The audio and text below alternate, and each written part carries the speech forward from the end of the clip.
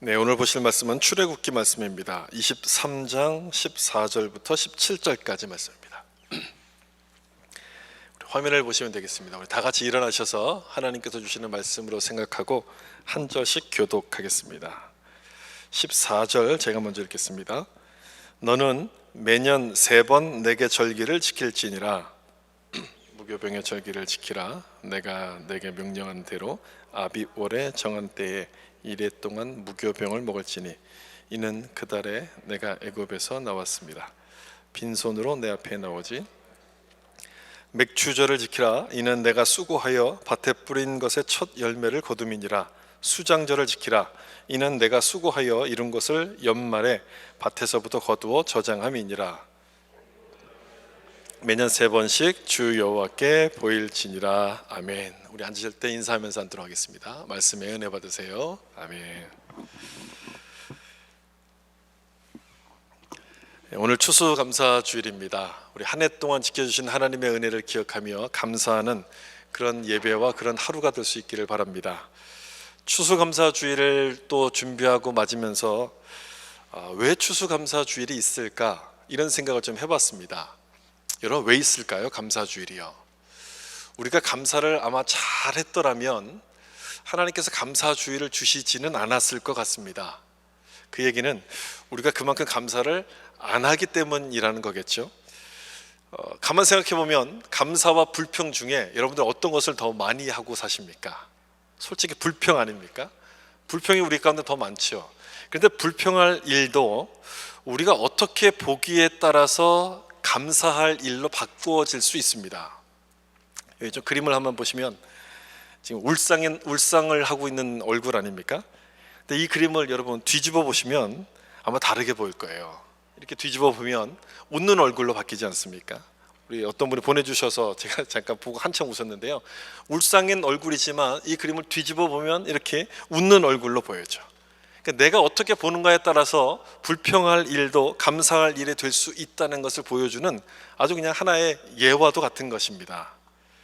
오늘 보면 우리가 출애굽기 23장을 읽었는데 14절을 보시면 너는 매년 3번 내게 절기를 지킬지니라 이렇게 하나님께서 말씀하셨습니다. 그래서 이 말씀에 따라서 유대인 남자들은 1년에 3번을 성전에 가서 예배에 참여해야만 했습니다. 3번을 지키라 그랬잖아요. 그래서 이 3가지 절기가 있는데 무교절과 맥추절과 수장절 이 3가지 절기를 지켜야만 했습니다. 이스라엘의 3대 절기라고 부르는 것이 바로 이 절기죠. 이 3가지 중에서 추수감사주일의 유래가 바로 여기서 나오게 됩니다. 무교절은 이스트를 넣지 않고 빵을 만들어서 그걸 먹는, 그래서 출애굽을 기념하는 절기가 바로 무교절이죠. 이스라엘의 애굽에서 나오게 될 때 아주 급하게 나왔습니다. 짐을 쌀 열흘 시간도 없이 아주 급하게 나왔기 때문에 빵을 만들어야 되는데 이스트를 넣고 반죽할 시간이 없었습니다. 그래서 이스트를 넣지 않고 그냥 빵을 만들어서 누룩 없는 빵을 만들어서 먹었는데 그걸 기념하는 날이 무교절이에요. 누룩 없는 빵을 먹으면서 하나님의 은혜로 우리가 출애굽했다는 그 사실을 기억하는 절기, 바로 이 무교절이고, 무교절부터 무슨 절기가 시작하냐면 6월절이 이제 바로 시작하게끔 되는 거죠. 두 번째가 이제 맥추절 아닙니까? 맥추절은 우리가 읽은 23장 16절 말씀에도 나오는데 여기 보시면 맥추절을 지키라. 이는 내가 수고하여 밭에 뿌린 것의 첫 열매를 거둠이니라. 맥추절은 첫 번째 열매를 거두는 그것을 감사하는 날입니다. 절기입니다. 그래서 이 맥추절을 뭐라고 또 부르냐면 초실절, 첫 번째 열매를 거둔 날, 초실절이라고 부르고요. 6월절로부터 50일째입니다. 그래서 오순절이라고도 부릅니다. 주로 따지면 49주죠. 그래서 77절이라고도 부릅니다. 그게 이제 두 번째 절기였던 맥추절이고, 세 번째 절기는 여기 하반절부터 있죠. 수장절을 지키라. 이는 내가 수고하여 이룬 것을 연말에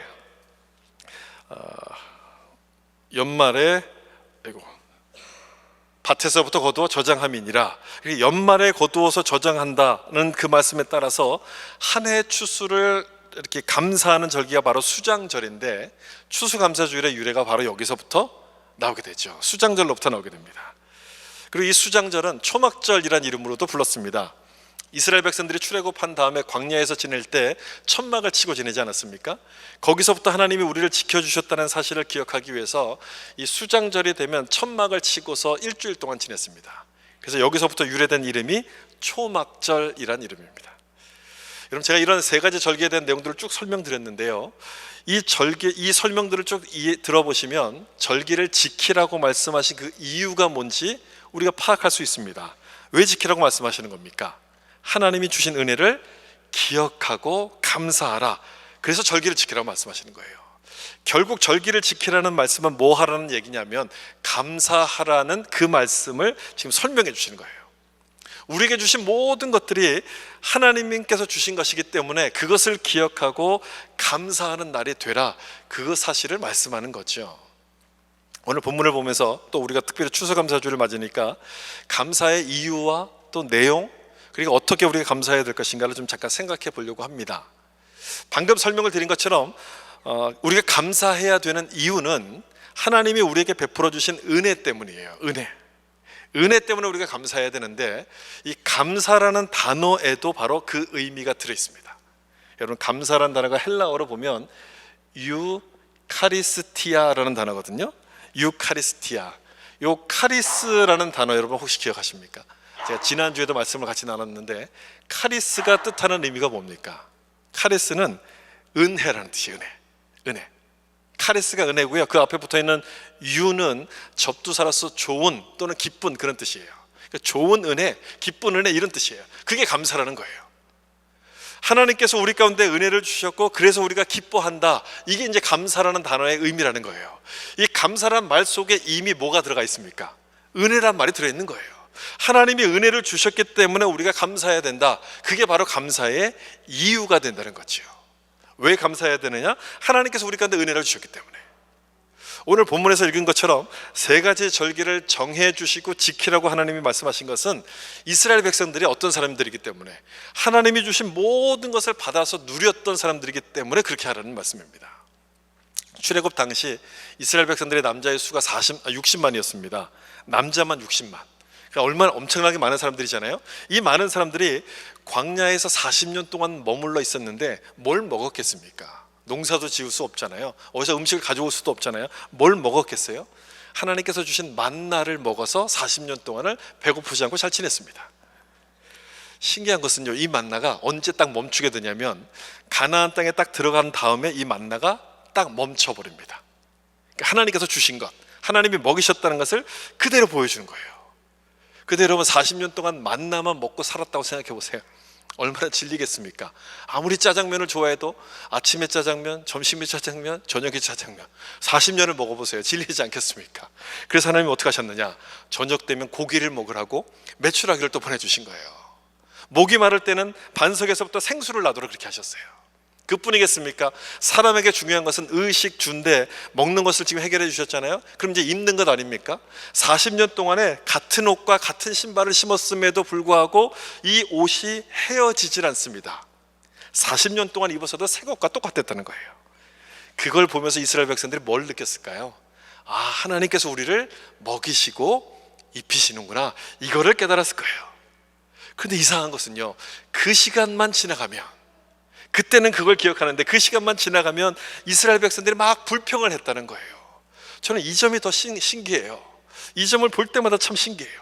줄 때는 막 좋아하다가 시간이 지나면 막 불평을 합니다. 왜 그랬겠습니까, 여러분? 하나님이 주신 은혜를 잊어버려서 그런 거예요. 은혜를 잊어버리기 때문에 불평하게 되는데, 그래서 하나님께서는 절기를 지키라 이렇게 말씀하신 것이죠. 절기를 지킴으로써 말미암아 하나님의 은혜를 기억하게 된다는 거예요.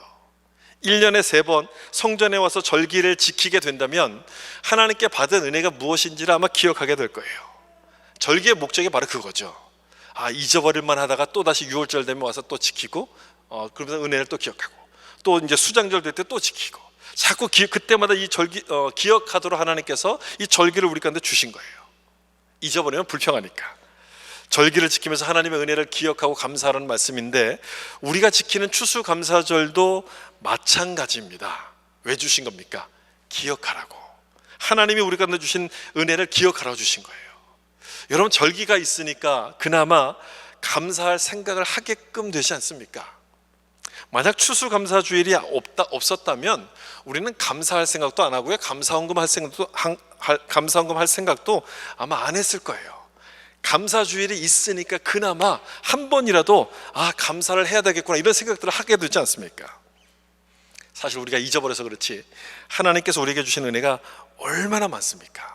여러분 한번 생각해 보세요. 얼마나 많아요. 우리가 불평하는 것은요, 은혜가 부족해서 불평하는 게 아니고요, 잊어버리기 때문에 불평하는 거예요. 하나님이 주신 은혜를 잊어버리기 때문에. 그래서 우리 가운데 감사절을 주신 겁니다. 받은 은혜를 기억하라고. 그렇게 하나님의 은혜를 기억하고 감사하다 보면 또 하나 느껴지는 게 있어요. 뭔지 아십니까? 감사할 일이요 점점 많아지게 된다는 거예요. 이게 참 신기한 부분이에요. 감사를 안 하면 감사할 게 없는 것처럼 생각되는데요, 감사를 하기 시작하면 점점 감사할 내용들이 많아집니다. 걷는 것도 감사하고요, 숨 쉬는 것도 감사해요. 여러분, 작년에 코비드가 터지면서 여러분 제일 많이 우리가 깨닫게 된 게 뭡니까? 그저 평범한 일상이 얼마나 큰 하나님의 축복이었던가를 깨달았지 않습니까? 평범한 일상이 감사란 것을 배우지 않았습니까?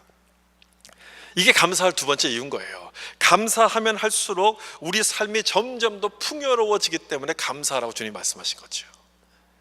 어떤 면에서 풍요로워지냐면요, 영적으로 풍요로워지고 육체적으로도 풍요로워지는데, 감사하면 우리 몸에 이런 일이 일어납니다.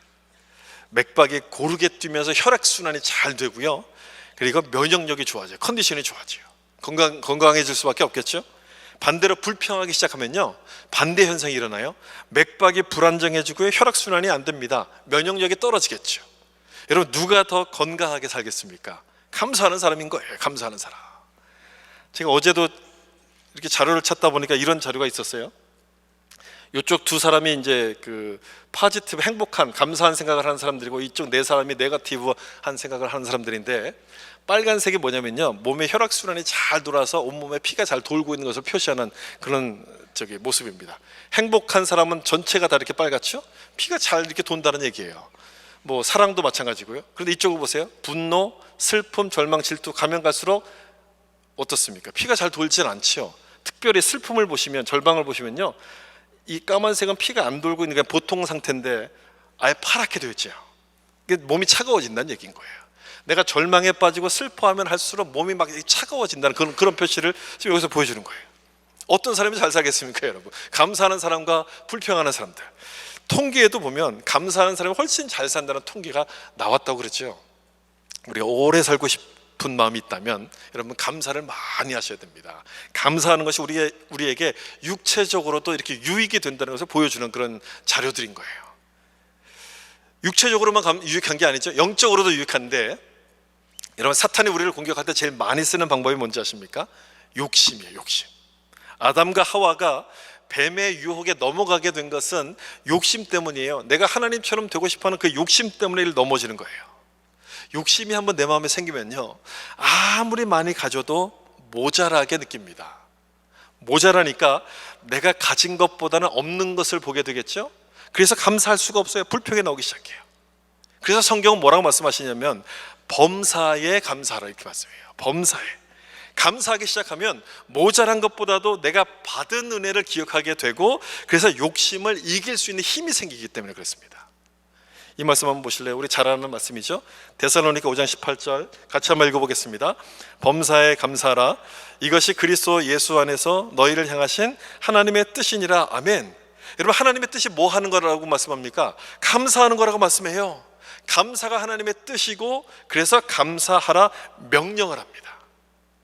오늘 우리가 읽었던 그 출애굽기 말씀에서는 절기를 지키라 이렇게 명령하죠. 그 말씀이 신약 성경에 오면 이렇게 감사하라는 명령으로 바뀌어요. 감사할 수 없는 상황에서도 감사하라는 뜻이고, 절기를 지킬 수 없는 상황에서도 3번만큼은 꼭 지켜야 된다고 그 말씀하시는 거예요. 왜 그렇게 하나님이 말씀하시는가? 그래야지 욕심을 물리치고 영적인 시험에 빠지지 않기 때문에 이렇게 하라고 말씀하는 거예요. 감사가 이런 유익이 있는데 사탄이 여러분 이걸 모르겠습니까? 사탄도 잘 알죠? 잘 알기 때문에 우리가 감사하도록 가만 내버려 두지를 않아요. 욕심을 주고 또 욕심을 막 불어넣어서 이제는 비교하도록 만듭니다. 난 이만큼 가졌는데 저 사람은 더 많이 가졌네. 비교의식을 갖게 해서 감사하지를 못하도록 방해를 하는 거예요. 여러분, 보통 비교할 때 비교 대상을 누구로 잡습니까? 나보다 잘하는 사람입니까? 못하는 사람입니까? 잘하는 사람을 비교하잖아요. 못하는 사람하고 비교 절대 하지 않아요. 나보다 잘하는 사람하고 비교하면서 자꾸만 뭔가 이렇게 좀 부족하다고 느껴요. 그래서 모자란 게 아닌데도 불구하고 불평하게 되고 욕심을 더 많이 부리게 됩니다. 삶이 행복해지겠습니까? 비교하면 그때부터 염려가 시작돼요. 행복해지는 게 아니고요, 염려하고 걱정하게 되는 것인데, 이 염려 역시도 사탄이 우리가 감사하지 못하게 사용하는 방법 중에 하나예요. 염려. 여러분, 이거 아십니까? 우리가 염려하는 일의 90% 이상이요, 절대로 일어나지 않을 일들이에요. 안 일어날 일이에요. 실제로는 일어나지 않을 일을 우리가 막 염려하는 거예요. 그냥 혼자서 막 염려하면서 막 불안해하는 거예요. 이 염려란 단어가 영어로는 anxious라는 단어잖아요. 이 anxious가 어디서부터 왔냐면요, 이 말의 어원이 목을 조르다는 단어에서부터 온 단어가 anxious라는 단어예요. 그래서 여러분, 염려하면 가슴이 막 답답해지잖아요. 숨이 막 가빠지지 않습니까? 뭔가 좀 이렇게 막 꽉 막힌 것처럼 막 불안해지지 않아요? 목을 조르기 때문에 그렇다는 거예요. 성경은 범사에 감사하라, 그래서 이렇게 말씀하시는 것이죠. 우리가 불안해하지 말라고, 답답해하지 말라고, 감사하면 사탄이 우리를 공격하는 욕심과 그 염려 같은 이 사탄의 공격을 막을 수 있기 때문에 감사하라, 이렇게 말씀하시는 겁니다. 이제부터 욕심이 생기고 불평이 나오면 여러분 뭘 하셔야 됩니까? 감사하셔야 돼요. 감사. 불안한 마음이 생기기 시작하면 여러분 뭘 하셔야 돼요? 감사하셔야 돼요. 감사. 그렇게 감사하게 될 때 하나님께서 감사할 일이 더 많아지도록 만들 것이고 우리 인생이 더 풍요로워지게 됨을 여러분 믿으시길 바랍니다. 그러면 우리가 감사해야 될 이유를 살펴봤으니 이제는 뭘 감사해야 될 것인가를 좀 생각해 봐야죠. 감사의 내용을 생각하기 전에 이것부터 좀 생각하셨으면 좋겠어요. 나는 어떤 감사를 하고 있는가? 내가 하고 있는 감사는 과연 어떤 감사인가를 좀 생각해 보시면 좋겠어요. 왜 이런 말씀을 드리냐면, 우리가 감사를 한다고 해서 다 똑같은 감사가 아니기 때문에 그렇습니다. 다 똑같지가 않습니다. 제가 지난번에도 한번 말씀을 드린 것 같은데, 여러분 혹시 기억을 잊어버리신 분들도 계실지 몰라서 다시 한번 기억하자는 의미에서 말씀을 드리는데요, 감사에는 이렇게 세 가지 종류의 감사가 있어요. 그러면 감사, 그 다음에 그래서 감사, 세 번째는 그럼에도 감사가 있습니다. 그러면 감사는 이게 조건부죠. 그러면 하나님이 나에게 이걸 주시면, 하나님 제가 기도하는데 이 기도대로 들어주시면 제가 감사하겠습니다. 조건부의 감사입니다. 여러분, 이런 감사를 하는 사람이라면 감사를 많이 자주 하겠습니까? 못하겠습니까? 잘 못하겠죠. 감사를 제대로 할 수가 없습니다. 두 번째 감사 보세요. 그래서 감사해요. 하나님 이 기도를 들어주셔서 감사합니다. 내 기도 가운데 응답하셔서 감사합니다. 뭐 이 정도면 괜찮죠. 이 정도면 나쁘지 않죠. 그래서 성경은 뭐라고 말씀하세요? 범사에 감사하라, 이렇게 하나님이 말씀하시잖아요. 범사에 감사라는 그 부분까지는 아직은 미치지 못해요. 괜찮지만 그래도 거기까지는 미치지 못해요. 세 번째 감사를 보세요. 어떤 감사입니까? 그럼에도 감사해요. 열심히 기도했는데 하나님이 기도 응답을 주시지 않아도 하나님 제가 감사하겠습니다. 부족해도 제가 그럼에도 감사하겠습니다. 바로 이거예요. 이게 세 번째 감사예요. 여러분들이 드리는 감사는 이 세 가지 중에 어떤 감사를 하고 있습니까? 한번 생각해 보시면 좋겠어요.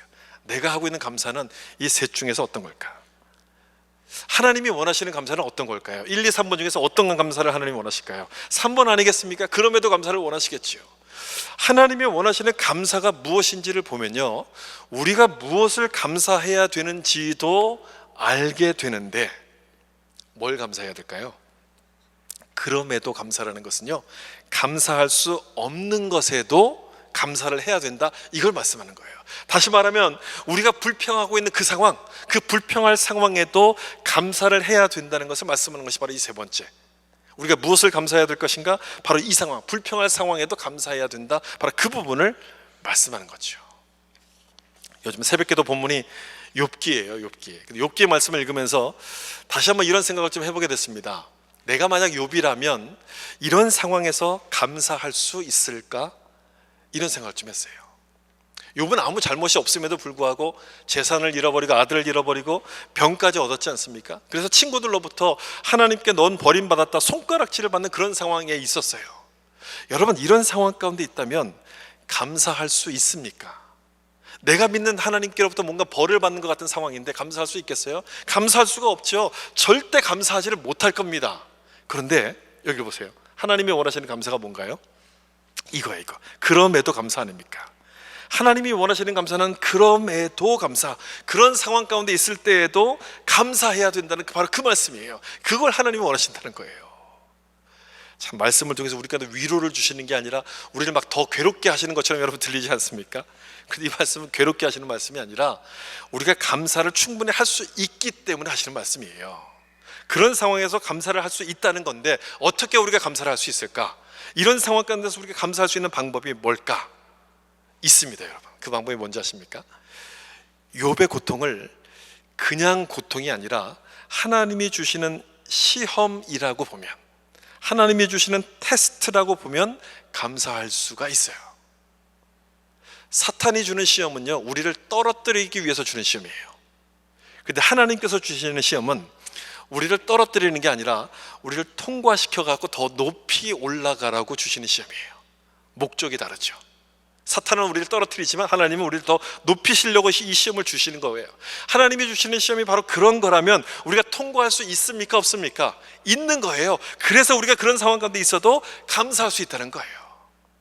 물론 이 시험이 쉽다는 뜻이 아니에요. 이 쉽다는 뜻이 아니고 어렵죠. 어렵지만 통과할 수 있기 때문에 주시는 것이고, 그래서 우리는 그 상황 속에서도 감사해야 된다는 바로 그 말씀인 거예요. 만약 욥이 통과하지 못할 것 같았다면 하나님이 그 시험을 주셨을까요? 안 주셨을까요? 안 주셨을 거예요. 당연히 주시지 않았을 거예요. 통과할 것을 아셨기 때문에, 다시 말하면 욥을 하나님이 믿었기 때문에 이 시험을 주신 건데, 마지막에 어떻게 됩니까? 이 시험을 다 견뎌내고 욥이 마지막에 어떻게 됩니까? 귀로만 듣던 신앙에서 눈으로 보는 수준으로 욥이 달라지지 않습니까? 신앙의 업그레이드가 일어나요. 여러분, 그렇게 보면 이 고난의 상황에도 우리가 감사할 수 있는 것 아니겠습니까? 제가 욥기를 나눌 때 정호승 시인의 시를 그때 한번 읽어드렸었는데요. 다시 한번 좀 보여드리고 싶어요. 내가 사랑하는 사람의 그 앞부분 나오는 시예요. 나는 그늘이 없는 사람을 사랑하지 않는다. 나는 그늘을 사랑하지 않는 사람을 사랑하지 않는다. 나는 한 그루 나무의 그늘이 된 사람을 사랑한다. 햇빛도 그늘이 있어야 맑고 눈부시다. 그늘 얘기가 많이 나오잖아요. 대개 그늘을 부정적인 의미로 사용합니다. 근데 이 시에서는요, 우리를 깊게 만드는 풍성함, 이렇게 이 그늘을 사용해요.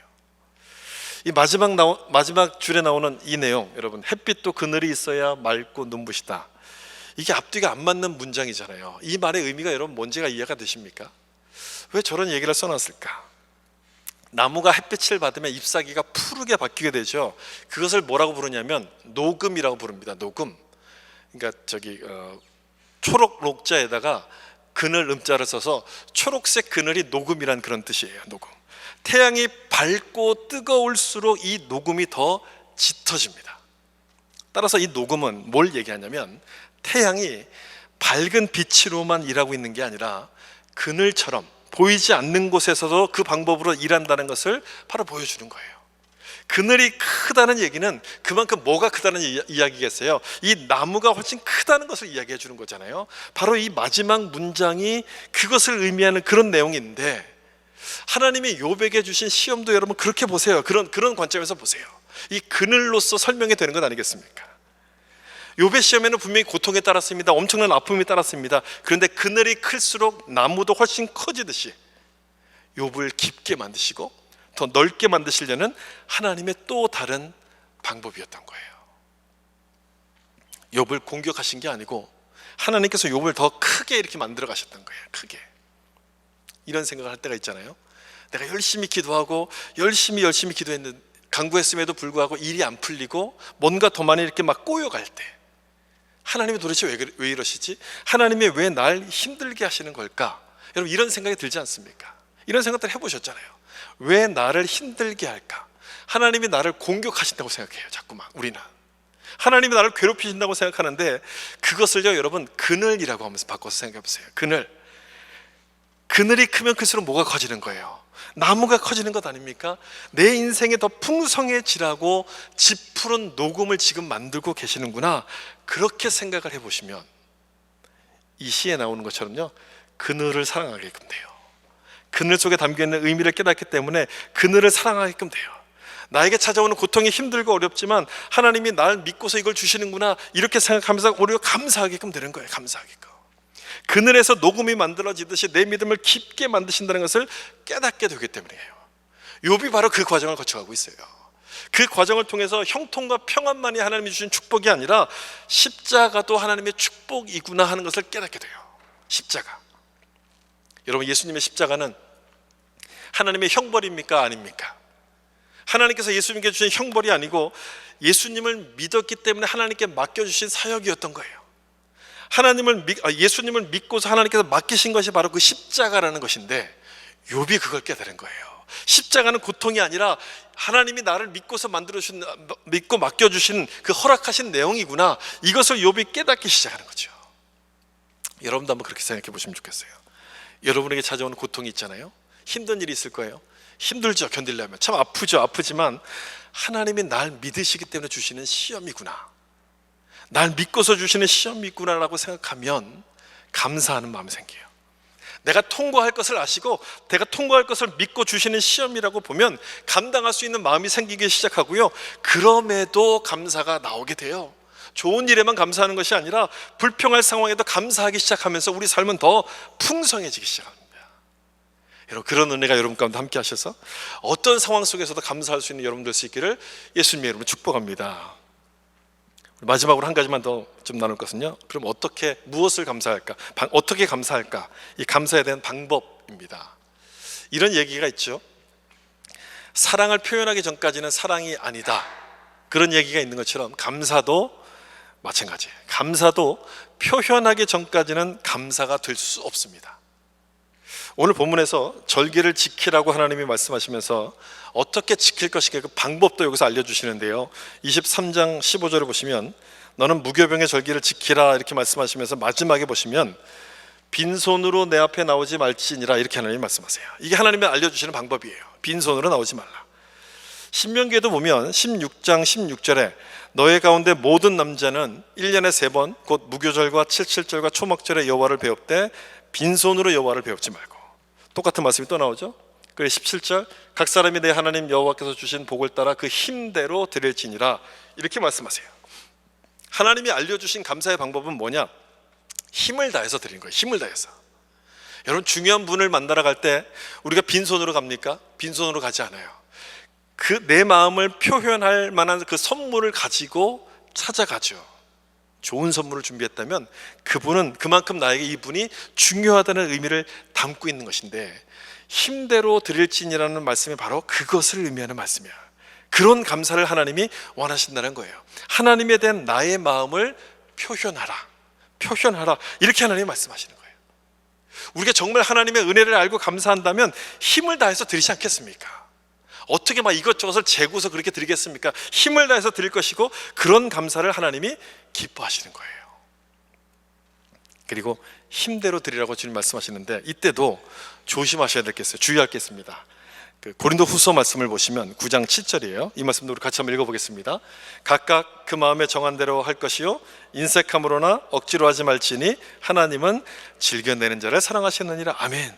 힘대로 드리라는 말씀은 양을 말하는 게 아니라 뭘 말하는 겁니까? 질을 말한다는 거예요.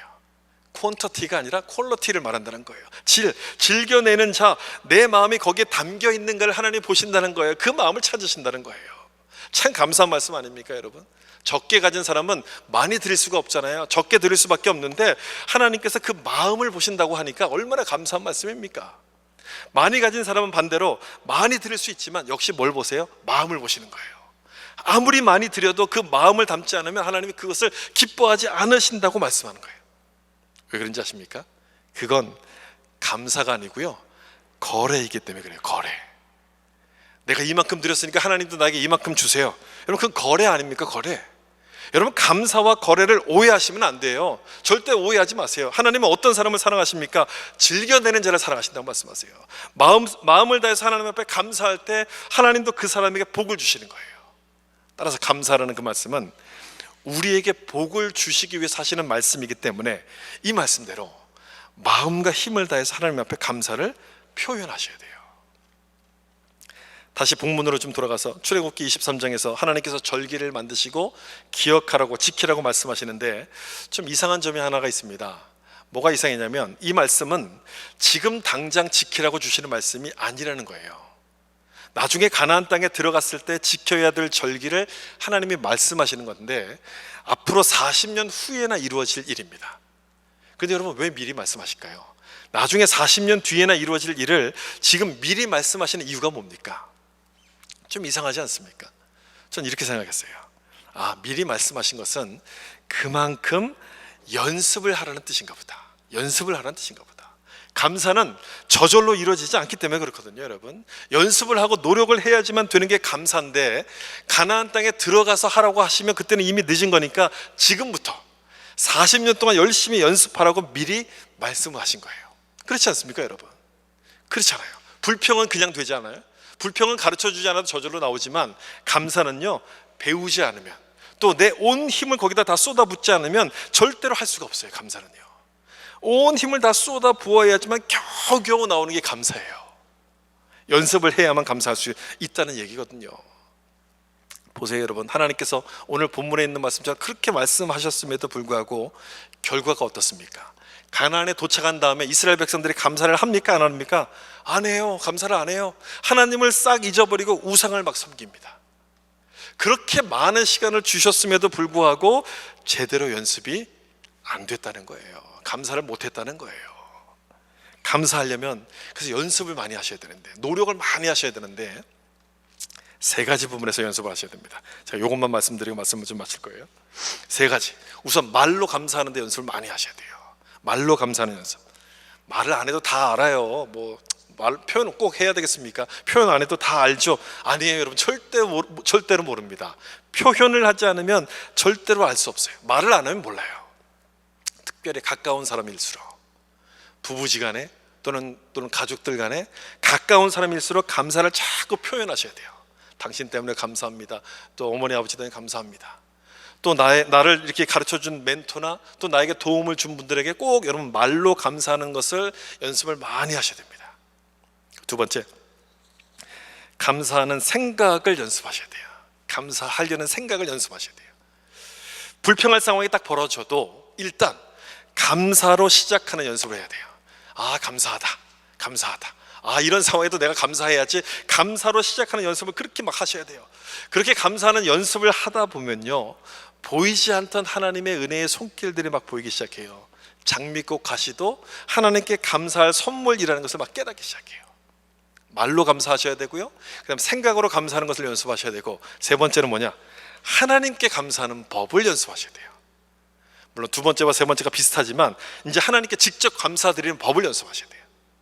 하나님께서는 이미 우리 가운데 많은 걸 주셨습니다. 많은 걸. 그것을 세어보면서 하나님께 감사를 좀 드리셔야 돼요. 받은 복을 세어보아라. 하나님께 감사하셔야 돼요. 감사라는 것은요, 굉장히 아주 고차원의 신앙 고백이에요. 하나님을 믿고 하나님을 의지한다는 고백이 바로 감사거든요. 이게 보통 사람이 못하는 거예요. 아주 고차원의 신앙 고백이에요. 그렇기 때문에 이 감사하는 자에게 하나님께서 더 많은 복을 주시지 않겠습니까? 당연히 주세요. 따라서 하나님이 주신 것을 생각하면서 감사하는 연습을 많이 하셔야 돼요. 뭘 감사할 것인가? 여러분 한번 좀 생각해 보시고 그 부분을 하나씩 생각하시고 감사하셔야 되는데, 저도 좀 생각을 해봤어요. 뭘 감사할까? 하나님이 나에게 주신 은혜가 뭘까? 생각했더니 너무 많은데 머리부터 발끝까지 은혜를 주셨어요. 얼마나 많은 은혜를 주셨기에 머리부터 발끝까지라 얘기할까? 여러분 그렇게 생각하시죠? 그 표현이 딱 맞아요. 제가 많이 고민했던 것 중에 하나가 뭐냐면, 하나님이 머리를 너무 많이 쓰다듬어 주셔가지고 이렇게 많이 빠졌거든요. 수치 많이 빠졌는데 올해 초에 좋은 약을 하나를 소개받아가지고 그 약을 먹으면서 수치 많이 났습니다. 잘 모르셨죠, 여러분? 예, 잘 모르셨을 거예요. 관심을 갖고 보시면 아는데 잘 모르셨을 거예요. 여러분, 머리숱 하나 심는데 얼마인지 아십니까? 1,500원이에요, 한국에서요. 하나가. 근데 뭐 한두 개 심어갖고 이게 나겠습니까? 얼마나 많은, 이건 하나님이 주신 물질의 축복보다 훨씬 더 값진 거예요. 그게 첫 번째고요. 그 다음에 발 때문에 고생을 했어요. 지난번에 발톱을 뽑았다는 말씀 드렸잖아요. 발의 무좀 때문에 고생했는데 이번에 발톱을 딱 뽑아내가지고 아주 깨끗이 치료하셨어요. 깨끗이. 정말 머리부터 발끝까지 하나님이 감사할 은혜를 저에게 주신 거예요. 여러분도 한번 생각해 보시면 좋겠어요. 여러분들에게도 하나님께서 은혜를 많이 주셨을 거예요. 어떤 은혜를 주셨습니까, 여러분? 하나하나 생각해 보세요. 그걸 생각하시면서 생각하면 할수록 우리 하나님께 감사를 하지 않을 수가 없을 거예요. 팬데믹 기간 동안에 여러분, 신앙을 잃어버리고 교회를 떠난 사람이 얼마나 많은 줄 아십니까? 근데 여러분은 이 자리에 있잖아요. 이 자리에 앉아서 하나님께 감사 예배를 드리고 있잖아요. 우리는 신앙을 잃어버리지 않았어요. 이게 얼마나 감사한 부분입니까? 물론 그동안에 우리가 큰 돈을 벌지 못했습니다. 여러 가지 경기가 어려워서 참 어렵게 살았지만 사는데 지장이 없었어요. 먹는데 지장이 없었고요. 부족하지만 부족한 것 때문에 하나님께서 주시는 더 겸손함을 우리가 깨닫게 됐어요. 이것도 여러분 얼마나 감사해요. 위험한 순간순간마다 하나님께서 나를 지켜주시고 하나님의 보이지 않는 손길로 우리를 인도하셔서 그 상황들을 넘어갈 수 있도록 해주시지 않았습니까? 그때는 왜 이렇게 하나님이 응답하시지 않아? 하나님이 왜 빨리 주시지 않아? 라고 생각했는데 지금 돌아보니까 그렇게 하나님이 주시지 않았던 것이 딱 맞는 타이밍 아니었습니까? 생각해 보세요, 여러분. 생각해 보세요. 생각하면 모든 것이 하나님의 은혜라는 것을 깨닫게 돼요. 그것을 여러분 감사해야 돼요. 여러분이 감사하는 그만큼 하나님께서 여러분들 가운데 채워주실 겁니다. 그렇게 말과 또는 생각으로 감사 연습을 많이 하셔서 감사하는 성도님들이 될 수 있기를 예수님 이름으로 축원합니다. 아멘. 우리 같이 한번 기도하겠습니다. 우리 오늘 감사절이니까 하나님 앞에 감사하는 것을 기억하시면서 좀 기도했으면 좋겠습니다. 아까 제가 잠깐 설명드린 것처럼 감사할 게 얼마나 참 많습니까? 특별히 팬데믹 기간 동안에 우리가 예배를 제대로 할 수 없었음에도 불구하고 믿음을 잃어버리지 않고 이렇게 하나님 앞에 나와서 예배할 수 있게 된 것이 얼마나 감사합니까? 정말 많은 사람들이 신앙을 다 잃어버렸습니다. 정말 좋다고 말하던 사람들이 그들의 신앙이 진짜인지 아닌지가 이번 기간을 통해서 다